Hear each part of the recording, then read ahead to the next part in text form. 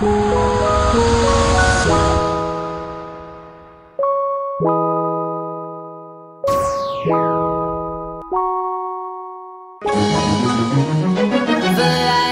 there, what's up YouTube? It's me, the Diva X, and it is April 21st, 2011, and I wanted to talk, there was a question as to why I don't speak of Britney Spears, or why don't I talk about her, and then another question about Madonna. Well, let's, I feel like I'm real close today. I don't know, let me back up a little bit.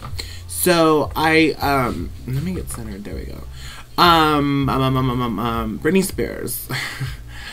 I have a love-hate relationship with Britney Spears. I appreciate her music, and I appreciate her, I mean, I like her music.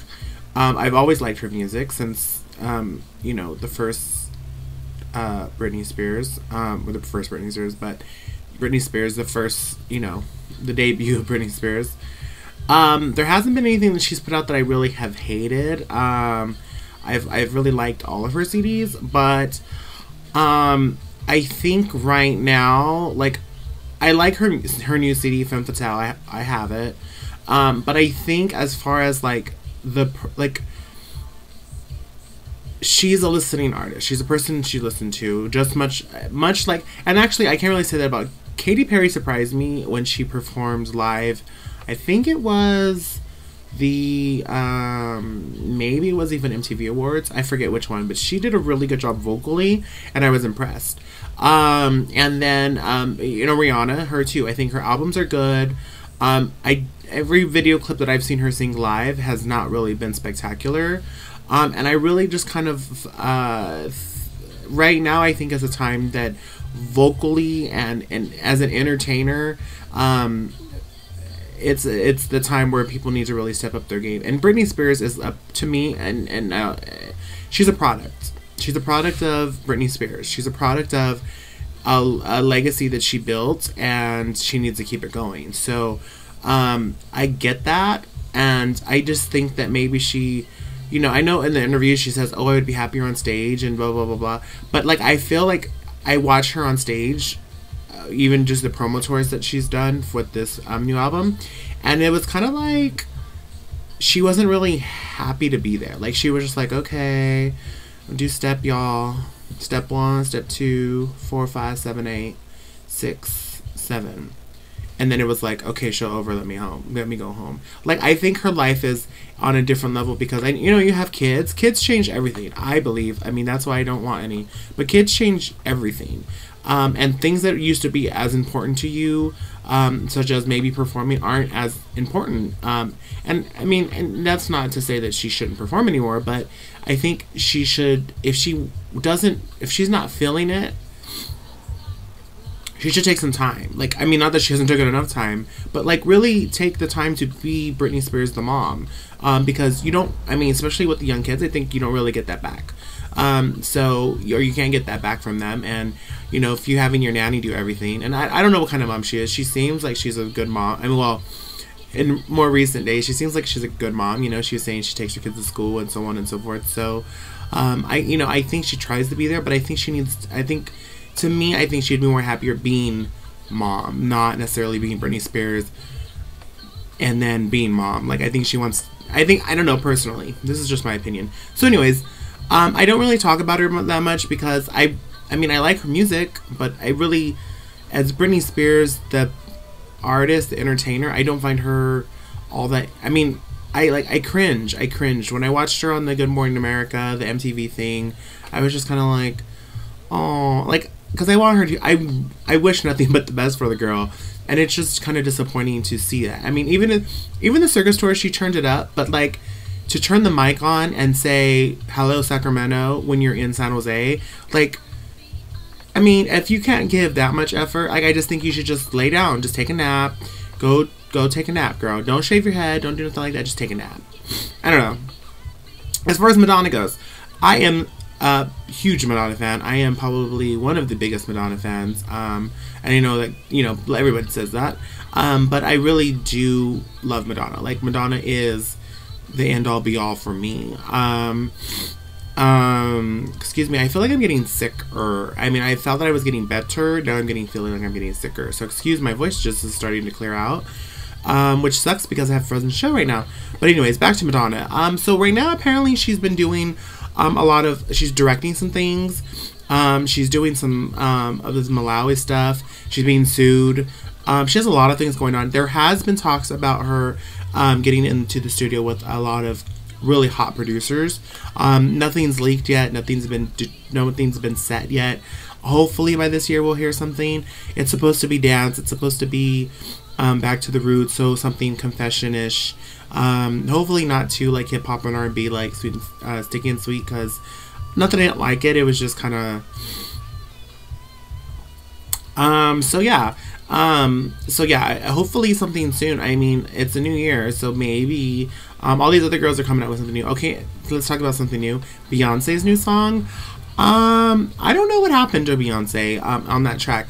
Beyonce is the Tina Turner of our day. Like, I did not to badmouth her, but like that song is not, to me, Beyonce.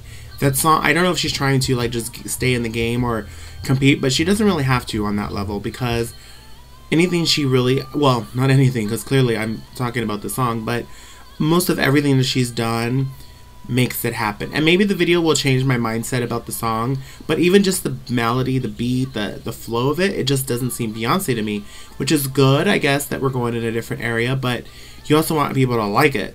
So maybe there's going to remix coming or something. I think it's a great anthem. I think it's a great basketball game, like a girl and WNBA maybe. I think it would be great for that, but I don't think it's a club hit. Like, I mean, I'm sure, I don't know. I don't know. So anyways, those are my thoughts on that. Okay, so family Braxton values, or Braxton, the family, yeah, the Braxton family, yeah, I said that right.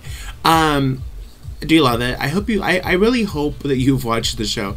If you have not watched the show, please just take a moment, and maybe YouTube. I haven't really YouTubed because I've watched every episode probably like 20 times already. I mean, there's only been 2, but I've watched them 20 times.